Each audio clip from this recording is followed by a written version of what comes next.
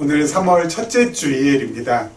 3월 한 달도 하나님께서 우리와 함께 해주시고, 그리고 또 우리를 하나님께서 정말 아름답게 믿음 안에서 키워내주실 것을 믿으면서 오늘 말씀 함께 나누도록 하겠습니다. 지금 저희는 전도서 계속해서 지금 말씀을 함께 살펴보고 있는데요. 여러분, 전도서는 시가서의 한 부분이라고 했습니다.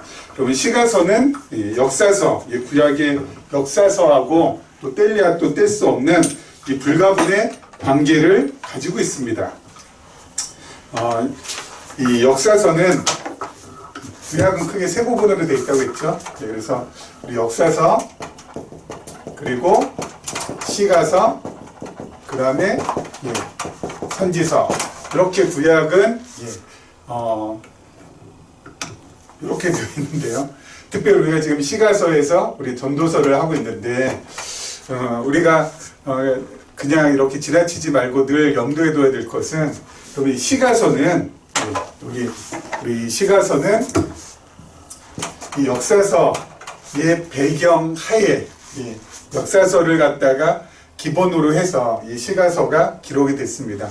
역사서 하면은 제가 늘 말씀드렸죠. 가장 중요한 역사서를 여는 이 열쇠가 뭐라고 했었죠? 창세기 1장 28절이라고 했었잖아요. 창세기 1장 28절에 하나님 나라의 언약이 있습니다. 하나님 나라 언약. 뭐죠? 첫째가 자손 번성케, 그리고 두 번째가 땅을 차지하게 해주시겠다는 거, 그 다음에 세 번째가 다스리게 해주시겠다. 이 통치 언약. 이게 하나님 나라에 대한 언약이거든요. 이 하나님 나라에 대한 언약이 구약의 역사서에서 모형적으로, 그림자적으로 이루어집니다. 그래서 결국 어때요? 자손, 이스라엘 자손, 그리고 가나안 땅, 그리고 통치는 이 다윗을 통하여서 하나님의 나라가 이루어지는. 그래서 결국 역사서에서는 어때요? 이게 모형적으로, 그리고 그림자적으로 성취가 되죠. 그림자적 성취. 이걸 일컬어서 지금 말씀드린 이스라엘 나라입니다. 이 나라를 하나님께서 이루어 주십니다. 구약이. 실체적인 건 어디에서 이루어지죠? 우리 실체적인 성취는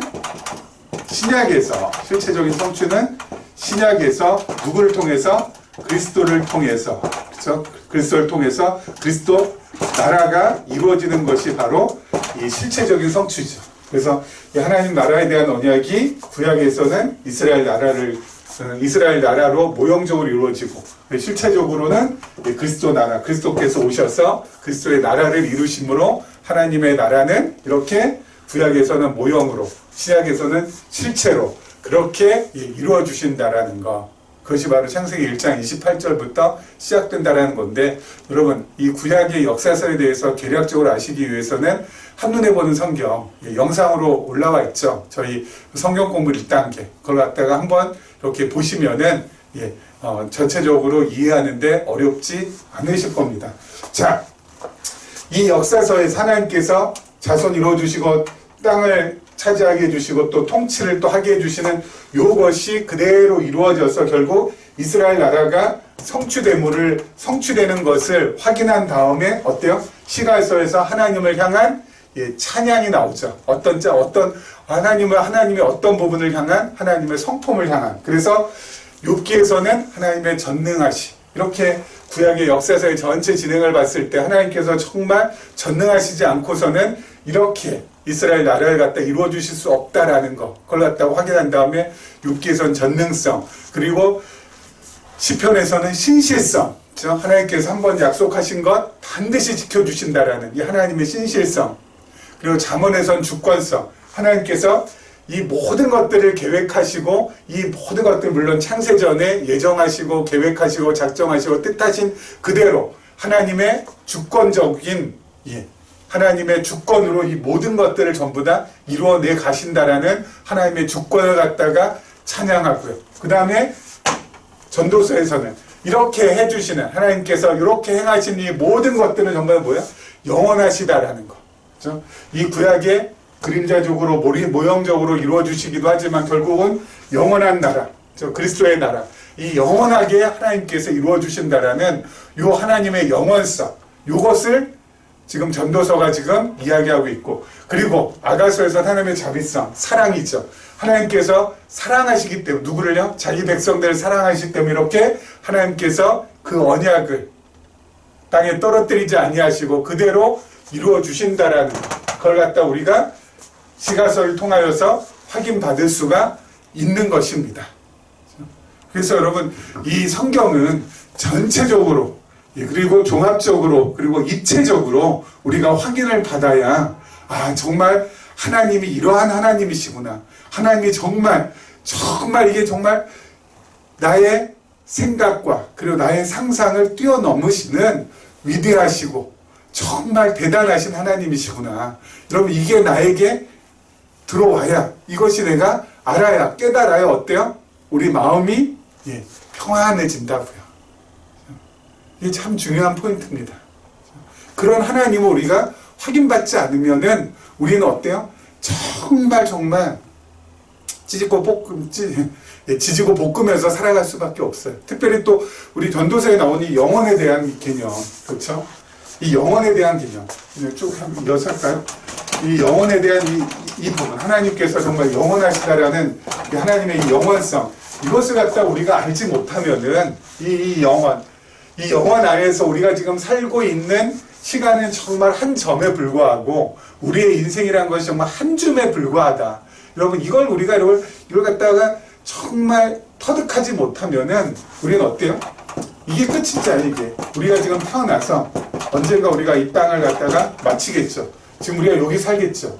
그럼 여러분, 여기서부터 여기까지가 끝인 줄 알고, 지금 우리가 현재 우리가 여기 살고 있으니까 여기서부터 우리가 내가 살아가야 될 이 부분이 이제 끝인 줄 알고, 어때요? 더 많이 가지기 위해서. 이 세상에 눈에 보이는 것, 그냥 이 시간 세계, 이 공간 세계, 이것이 전부인지 아니까 요 남은 이 시간 안에 어때요? 더 많이 가지기 위해서. 그리고 더 높아지기 위해서. 그리고 또 어때요? 남들보다 더 멀리 가기 위해서. 그래서 어때요? 좀 아둥바둥하고 끙끙거리고 진짜 어때요? 헛심 쓰는 인생이 된다고요. 남들보다 더 많이 가지려고 그냥 남들보다 더 멀리 가려고 그냥 발버둥 쳐야 되고, 남들보다 더 높아지려고 그냥 끙끙거리면서 뒤에 올라가야 되고, 이런 길에 그냥 내 인생을 전부 다 어때요? 소모하다가 그냥 가는 거예요. 또 그렇게 하는 것이 인생인 줄도 알고, 그렇게 하는 것이 또 인생이 알고, 남들보다 더 많이 가져야, 남들보다 더 높이 올라가야, 남들보다 더 멀리 가야 어때요? 야, 내가 그래도 뿌듯하게 잘 살았다 하면서 이 떵떵거리고, 이렇게 못한 사람들 어때요? 무시하고 짓밟고 뭐 이러면서 살아가는 거, 이게 뭐 인생 아닌가? 그렇게 생각한다고요. 세상에 있는 많은 사람들 대부분 그렇게 생각하지 않아요? 심지어는 교회 안에서도 그렇게 생각해서 교회가 타락하면 어떻게 돼요? 이런 생각들도 공고히 해줘요. 그래서 하나님을 이용해서라도, 성령님을 이용해서라도, 예수 그리스도를 이용해서라도 어때요? 여러분은 더 많이 벌어야 되고, 여러분은 더 높아져야 되고, 여러분은 더 멀리 가야 됩니다. 정당화시켜주고 합리화시켜주고, 뭐가? 교회가 사람의 욕심에 더 그냥 불을 갖다가 지펴주는 일, 그것이 지금까지 교회가 해왔던 일들 가운데 하나였다고요. 여러분, 그건 교회가 아닙니다. 왜요? 여러분, 남들보다 더 멀리 가게 해줘, 너 더 멀리 가야 된다고, 더 많이 가져야 한다고, 더 높아져야 된다고 하고 하면서 그걸 정당화시켜주고 합리화시켜주고, 또 그걸 갖다 뒤에서 백업시켜주고, 여러분, 그렇게 되는 것은 우리 솔로몬이 얘기하잖아요. 인생 헛되게 사는 거라고. 여러분, 인생 헛되게 살도록 만들어주는 것은 교회가 할 일이 아니고요. 인생 헛되게 살도록 만들어주는 것은 하나님과 멀어지게 해주는 것이고요. 그렇기 때문에 교회는 어때요? 하나님과 멀어지게 만드는 정말 크나큰 죄악을 갖다가 범하고 있는 것이라고요. 그건 교회가 아니에요. 교회란 곳은 어때요? 교회란 곳은 아까 말씀드렸잖아요. 더 멀리 안 갈지라도 남들보다, 더 높아지지 않을지라도 남들보다, 더 많이 갖지 않을지라도 남들보다 하나님 한 분으로 인하여서 족하고 있는 것에 만족하고, 그리고 오히려 그렇게 사는 것으로부터 어때요? 좀 자유롭게 만들고, 그래서 안에 사람들의 내면에, 사람들의 마음에 참된 평화를 갖다가 가져다 주는, 그래서 정말 더 하나님과 가까이 가게끔 해주는 것이 교회가 해야 될 일이고, 그것이야말로 참된 기독교라는 것이죠. 여러분, 기독교는 바로 그런 거예요.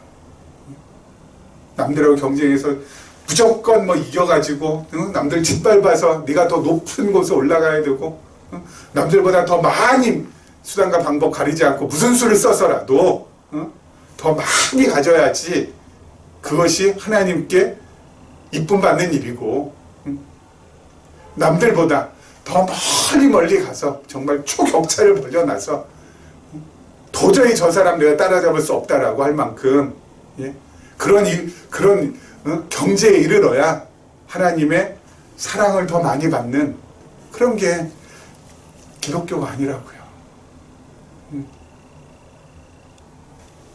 모자라도 부족해도 하나님 나 받아주시지요. 하나님 아니면 제가 못 살아갑니다.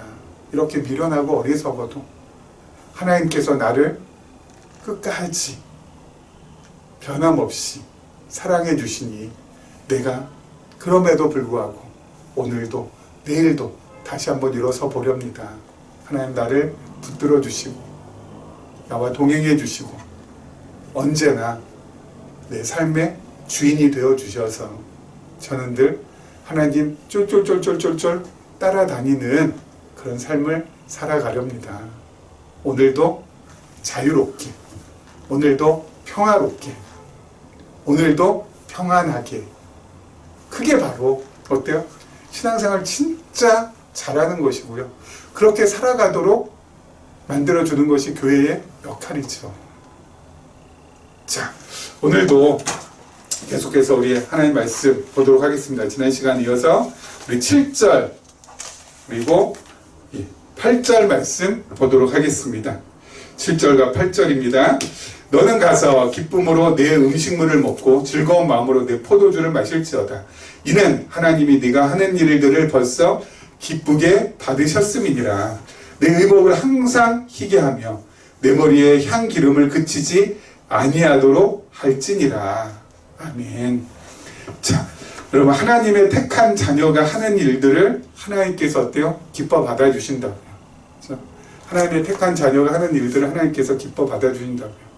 하나님께서 정말 사랑하는 그 자녀들, 애먼짓, 말짓, 어리석은 짓 할지라도 어때요? 받아주신다고, 오냐오냐 받아주신다고요. 여러분, 창세기에 보면요, 하나님 앞에서 정말 어리석은 일, 정말 우둔한 일 많이 한 사람 중에 하나가 바로 아브라함입니다. 하나님께서 아브라함 부르실 때 뭐라고 그랬어요? 내 민족을 내가 창대케 주려고, 너를 통해서 정말 큰 민족을 갖다가 내가 만들어 주겠노라고 그렇게 하나님께서 약속해 주셨는데, 아브라함은 그 약속을 귓등으로 듣고, 여러분, 가나안에 흉년에 들자 애굽에 가가지고 이 바로왕 앞에 이제 서게 됐잖아요. 근데 바로왕이 아브라함의 아내 아브라함의 아내 이삭이랍니다. 제가 이제 막 이 실수단에 아브라함 아내 사라한테 이렇게 막 그냥 마음이 갔잖아요. 그래서 이 바로가 사라를 취하려고 하니까 아브라함이 어때요? 야, 자기가 남편이라는 거 알면은 자기 죽이고 사라 아내로, 바로의 아내로 이거 취하지 않을까 걱정이 돼가지고 사라한테 뭐라고 합니까? 너 나를 남편이라고 하지 말고 오빠라고 해라, 오빠라고. 아휴, 참. 그런 걸 갖다가 그런 상황을 누가 막아줍니까? 하나님께서 막아주시잖아요. 여러분, 아브라함과 사라를 통해서 이 아들이 낳고 해가지고 결국 어때요? 큰 민족을 이루어주시겠다 하나님께 약속을 해주셨거든요. 근데 아브라함은 어때요? 그걸 믿지 못하는 겁니다. 여러분, 이렇게 한 번 실수는 병가의 생사라고 그냥 넘어갈 수 있겠다라고 생각할지 모르지만 이런 실수를 가나안 땅에 와서 또 한 번 합니다. 아비멜렉 앞에서. 아비멜렉이 또 사라가 참 괜찮았나 보죠. 아비멜렉이 또 사라에게 마음이 있어서 호감이 있어서 또 그러니까 아브라함이 또 사라에게 뭐라고 합니까? 똑같이 바로 앞에서 했던 거하고 똑같이 나 남편이라 하지 마라. 이것도 누가 해결해 줍니까? 하나님이 또 해결해 줘요. 아브라함이 정말 이렇게 어리석은 일들 진짜 2번씩이나 반복하는데 하나님께서 아브라함 내치시나요? 내치지 않으시나요? 내치지 않으세요. 아브라함은 하나님께서 하늘의 별같이 바닷가의 모래알처럼 네 후손들 많게 해주겠다, 민족을 이루어주겠다라고 약속을 그때 그냥 희미할 때 그냥 한 번만 들은 게 아니라 하나님께서 어때요? 창세기 12장에서도 하지만 창세기 15장 아비멜렉에게 자기 아내를 갖다가 자기 아내라고 하지 않으려고 하기 바로 직전에 어때요? 하나님께서 또 한 번 더 약속해 주시거든요. 그런데도 아브라함은 뻘짓합니다. 뻘짓을 해요. 게다가 또 어때요? 아들이 없자 이제 이 사라가 자신의 몸종 하갈을 갖다가 아브라함에게 들여보냅니다. 그러면은 단호히 거절해야죠. 하나님의 약속을 확실하게 믿고 아내를 정말 사랑한다면 하나님께서 무슨 수를 써서든지 우리 사이에서 아들 허락해 주실 거라고. 당신 왜 그러냐고. 그러면서 이 몸종을 물리쳐야죠. 근데 아브라함이 어때요? 넙죽 받죠. 그래서 하갈 사이에서 이스마엘 태어납니다.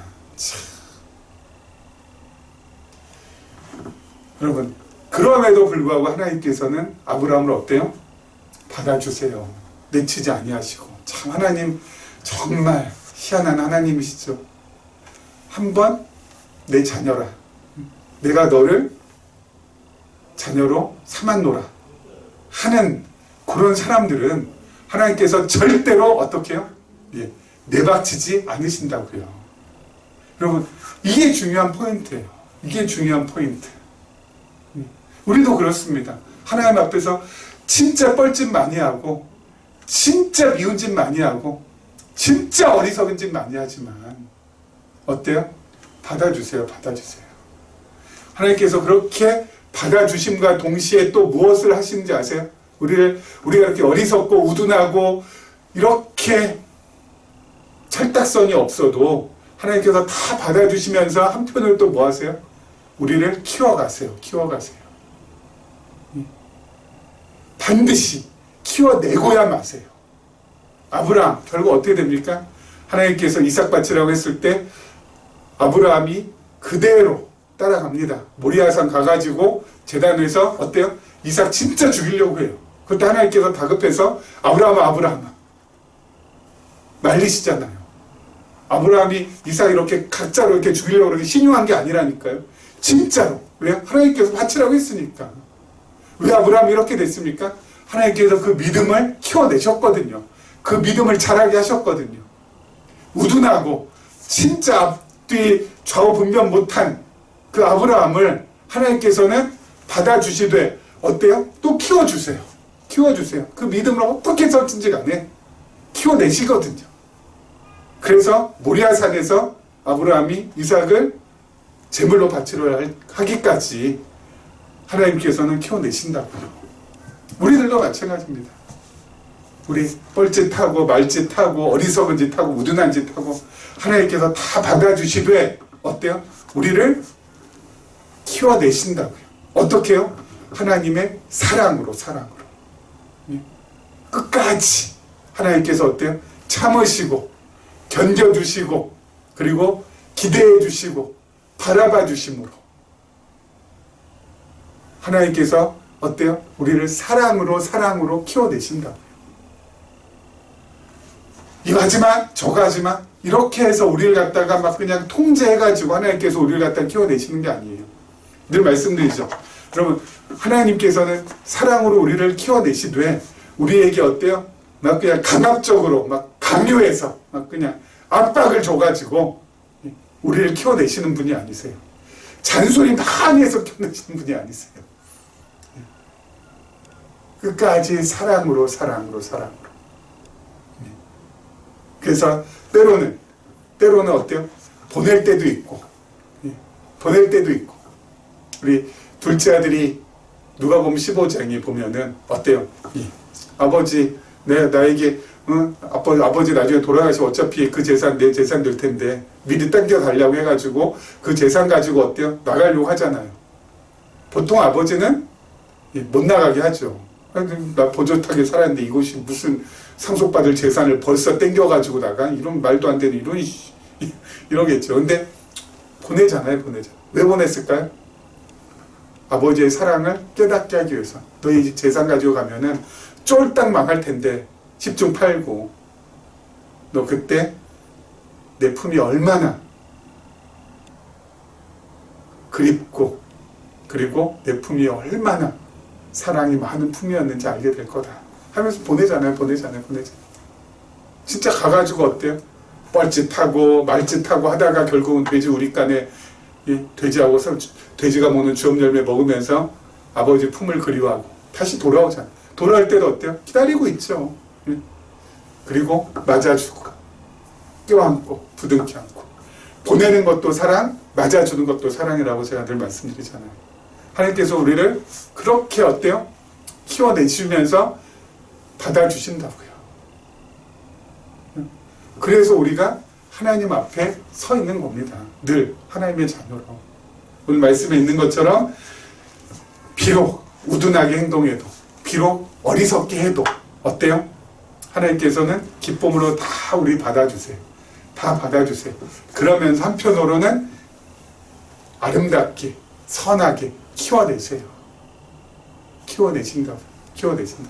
그러면서 점점 우리가 자라서 이제 어리석은 짓으로부터 그리고 우둔한 짓으로부터 우매한 일로부터 어때요? 조금씩 벗어날 수 있도록 만들어주세요. 그게 동시에 이루어지기 때문에 우리가 있는 겁니다. 우리 하나님은 바로 그런 하나님이라고요. 그런 하나님. 여러분 잊지 마셨으면 좋겠어요. 그 하나님 깨닫게 되면은 앞서 말씀드린 것처럼 어때요? 정말 마음 안에 평화가 오고 정말 진정한 자유함을 누리게 됩니다. 하나님의 사랑을 받고 있는데 내가 그 무엇에 묶여있을 필요가 없잖아요. 그렇죠? 세상 욕망에 묶여있을 필요가 없잖아요. 세상 욕심에 묶여있을 필요가 없잖아요. 거기에 묶여있으면 어때요? 이 자유함이 전부 다 달아나는데 하나님의 자녀로서 왜 내가 욕망의 굴레에 그렇게 꿰어서 살아가야 될까? 아니거든요. 그렇죠? 하나님의 사랑을 깨달으면 욕망도 욕심도 어때요? 점점 그 수치가 낮아지게 됩니다. 하나님의 사랑을 깨닫게 되면은 점점 어때요? 그 모든 것으로부터 벗어나게 돼요. 그래서 참 자유함을 누리면서 살아가게 된다고요. 자, 그 다음 절입니다. 9절 말씀. 내 헛된 평생의 모든 날, 곧 하나님이 해 아래에서 내게 주신 모든 헛된 날에 네가 사랑하는 아내와 함께 즐겁게 살지어다. 그것이 내가 평생의 해 아래에서 수고하고 얻은 내 몫이니라. 여기 보면은 내 평생의 모든 날이라고 하지 헛된 평생의 모든 날이라고 했잖아요. 왜 이 모든 날들을 헛된 모든 날이라고 했을까요? 여러분, 헛되다는 여기서 헛된 모든 날이라는 것은 우리의 날들이 표면적으로 현상으로 볼 때 이 헛되게 보이는 거죠. 왜냐면은 금방 지나가잖아요. 있다가도 없어지잖아요. 그 날들은 1년, 2년, 3년 금방 세월 갔다가 지나가잖아요. 우리의 날들이 현상적으로 봤을 때 그 날들을 갖다가 잡을 수도 없고 막을 수도 없잖아요. 그런 의미에서 헛되다라는 거예요. 헛되다는 거. 그런 의미에서 날들을 갖다가 이렇게 표면적으로 봤을 때 또 현상적으로 봤을 때 좀 헛되죠. 있다가도 없고 금방금방 지나가니까. 그냥 뭐 이걸 어떻게 할 수가 없는 거잖아요. 그렇죠? 시간 흘러가는 것을 그 누가 막을 수가 있겠어요. 가는 세월 그 누가 막을 수가 있나요? 그렇죠? 그렇지 않습니까? 그런 의미에서 헛되다고요. 하지만 우리들한테 있어서는 그런 헛된 날들이지만은 우리들에게 있어서 그 이면의 날들은 어때요? 헛될 수가 없죠. 왜요? 하나님의 은혜가 우리에게 있고 그리고 하나님의 사랑이 우리에게 있기 때문에 우리의 날들은 헛되지 않는다고요. 하나님과 연관이 없이 그냥 이렇게 흘러가는 날들은 그야말로 덧없고 인생 무상이고 그냥 흩어지는 것일 뿐이지 몰라도 하나님과 연결되어 있는 우리들이 살아가는 날들은 헛되지 않아요. 영원한 하나님께서 우리에게 사랑을 베풀어 주시고 은혜를 더해 주셔서 오늘 하루도 그 사랑과 은혜로 어때요? 우리가 살아가는 건데 그렇게 살아가는 그 날들이 모이면은 그거는 정말 어때요? 꽉 찬 날들이고 하나님의 은혜로 사랑으로 꽉 찬 날들은 헛된 날이 될 수가 없는 거죠. 늘 의미가 있는 것이고 그리고 그런 날들이 바로 모여서 이 영원이 되는 거죠. 영원이 되는 거죠. 하나님의 자녀가 살아가는 날들은 영원한 날들일 수밖에 없는 거예요. 그렇죠? 그런 의미에서 우리가 정말 얼마나 복을 많이 누리고 있고 그리고 하나님의 사랑을 많이 누리고 있는지 늘 확인할 필요가 있는 것이죠. 여러분, 게다가요, 이런 하나님의 은혜가 가득한 날들을 살아가는 사람들은 사랑하는 아내와 함께 즐겁게 살아야 된다고. 그래서 이건 구약적인 표현입니다. 여러분, 신약에서는 뭐예요? 구약에서는 사랑하는 아내와 즐겁게 살아가는 것, 정말 이 복된 날들, 하나님께서 은혜와 사랑을 더 베풀어 주시는 그런 날들을 아내와 함께 살아가는 것들, 그렇게 해서 그걸 갖다가 어때요? 그것이 정말 복이고 그것이 정말 그렇게 즐겁게 사는 인생이야말로 의미 있는 인생이라고 하지만 신약에서는 이건 무엇을 말할까요? 신약에서의 아내는 주로 무엇을 의미합니까? 예수님께서는 남편이시고 그리고 그의 지체가 된 우리들이 바로 아내입니다. 그의 지체, 다시 말씀드려서 뭐예요? 교회입니다. 교회 공동체.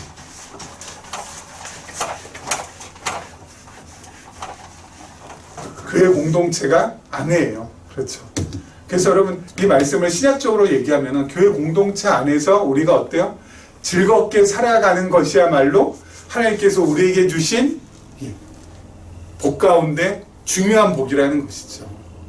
여러분, 이 교회를 갖다가 헬라어로 하면 에클레시아라고 합니다. 에크는 밖으로, 그죠? 밖으로부터 불러내다라는 뜻이거든요. 에클레시아는. 그래서 밖으로부터 이렇게 불러낸 사람, 이 죄악으로부터 불러낸 사람들의 모임을 갖다가 헬라어로 에클레시아라고 하는데, 그럼 왜 죄악으로부터 하나님께서 이렇게 우리를 갖다가 불러 모아 넣으셨을까요? 그 이유는 에클레시아 교회인데 가르치는 모임으로 만들기 위해서. 무엇을 가르치는 모임이야? 하나님의 진리. 자, 말씀이죠. 자, 이 진리를 가르치는 모임이 되게 하기 위해서 하나님께서 죄악으로부터 우리를 불러내셨다고요. 그렇죠. 그러면은 여러분, 우리가 구약에 오늘 이 전도서 기자가 말했는데 사랑하는 아내와 구약에서는 함께 즐겁게 사는 것, 그것이 구약적인 표현으로서는 정말 어때요? 내가 평생의 해 아래에서 수고하고 얻은 우리 몫이라고 했는데, 우리들은 평생에 우리가 해 아래에서 수고하고 얻은 몫은 뭐예요? 진리를 함께 배워가는 기쁨, 진리와 함께 즐거워하는 그런 기쁨, 이렇게 모여서 같이 하나님의 말씀을 듣고 그리고 살펴보고 그리고 더 알기 위해서 질문도 하고 그러면서 모이는 요 모임, 이 교회가 우리에게 있어서는 뭐예요? 정말 복 중에 복이라는 것이죠. 그래서 여러분 이 교회 공동체가 얼마나 소중한지 모릅니다. 특별히 우리는 계시적인 관점에서 알고 믿는 것에 있어서 하나가 된 사람들이잖아요. 성경을. 이 땅에서 여러분 이렇게 계시적인 관점에서 성경을 알고 믿어서 알고 믿는 것이 하나 된 사람들이 뭐 막 수백 명, 수천 명, 수만 명 될까요? 그렇지 않아요. 정말 적은 무리잖아요. 그렇게 우리가 모여서 그렇죠? 서로 하나 된 것을 확인하고 서로 동일한 것을 바라보면서 나간다라는 거, 그것이 얼마나 감사한지 모르죠. 그래서 우리 서로 격려하고 그리고 서로 바라보면서 나 혼자만이 아님에 대해서 감사하고 그리고 꿋꿋이 우리가 이 말씀이 주는 이 길을 따라서 우리가 쭉 걸어가는 데 있어서 함께 어깨 동무하고 간다면은 그것만큼 정말 보람있고 의미있는 일이 뭐가 있을까 싶습니다. 여러분 3월입니다. 3월 한 달도 우리가 아는 것과 믿는 것이 하나가 되어서 하나님의 사랑 안에서 또 하나님의 은혜 안에서 그렇게 또 자유함을 누리면서 평안을 누리면서 하나됨을 확인하면서 나아가기를 주님의 이름으로 축원합니다.